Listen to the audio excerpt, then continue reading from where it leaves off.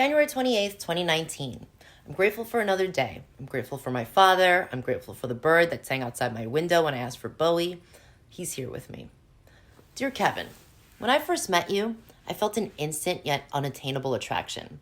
I was also surprised and happy that there was someone my age from my area and felt a familiarity. The first week of treatment, you were gone and I was focused on myself, but in the back of my mind, I wondered, when were you coming back?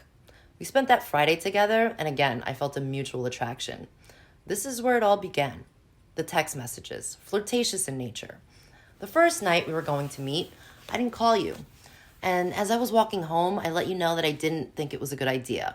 You were disappointed, saying I left you hanging. And so I gave in, and we met. Kissing you for the first time was magic. I remember thinking that I could just kiss you forever. And one thing led to another, and we entangled in each other's arms and had mind-blowing sex. Towards the end, your wife called, and you rushed to kick me out of the car. I smoked a cigarette while you sat in the car talking to her, and I remember thinking, this is a disaster. You came out and told me you had to go, could drive me home, but I insisted on walking. I cried on my way back, thinking about how incredible an experience, but how awful the ending felt. As if I had just been used for sex, a streetwalker. There was no peace in my heart. A familiar feeling came over me, and I vowed to let it be. You texted me how sorry you were for how it went down and asked if you could make it up to me, and so it continued. Your text messages and sentiments became stronger through the next few weeks. My last day with you, we cried as you held my face and told me that the future was unknown. We made the decision to not communicate over the holidays. You wrote me a few mornings later, the 23rd, saying how much you missed me, said you knew you shouldn't contact me but couldn't help yourself, that you wanted me to know you were sleeping on the couch and I hadn't left your mind. Your texts were sexting, continued from there, sending each other pictures and making sweet promises. You begged me to see you the week of the 12th, saying it would be a crime to not see what still existed outside the bubble. I was conflicted because I didn't want to be a mistress, and honestly, I didn't want to be that woman to your wife.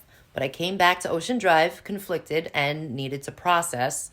Both Josie and Randall were out that week, and I let it out after being told to talk about it, that it would release the power. I became more confused and ashamed of letting our business out in the open. And a few days before New Year's, you text me at 5 a.m. and began speaking sexually, and then ended it abruptly, and it felt bizarrely familiar again. I felt used and thought it was selfish. I may not have been experiencing a good sex life at home, but I did have a partner who thought about me and my needs before his. I wrote you a text that you should concentrate on being at home. How can you see if anything is possible with your wife when you're sexting me at 5 a.m.? You asked me to let you think about it, and hours later, you said you thought I was right, but that you still wanted to see me on the 12th weekend. Our contact got more sparse. I have to admit that although it's what I had said, it wasn't what I wanted. I texted you on the 8th and 9th to ask about the 12th weekend, and you responded that you were conflicted and didn't think it was best. I broke down and numbed my feelings in cocaine. We didn't speak for the next 10 to 12 days, and I grieved what I thought was synchronicity. The spark I had desired for so long, I was finally coming around to letting it all go with you, and then receive a text on Tuesday the 22nd. You haven't left my mind. I relapsed. I'm okay and going to Karen. No needles. My wife is divorcing me. Wish you were here. I'd like to get sober and try with you, but if you don't, I'll understand. I guess I wanted this to happen on some level. It's what I had wished for, minus the relapse, but didn't think it was possible. On Friday the 25th, you once again went radio silent, saying you needed time to figure shit out. I want to make it very clear that I 100% agree that you can focus only on self right now. Your life is at stake.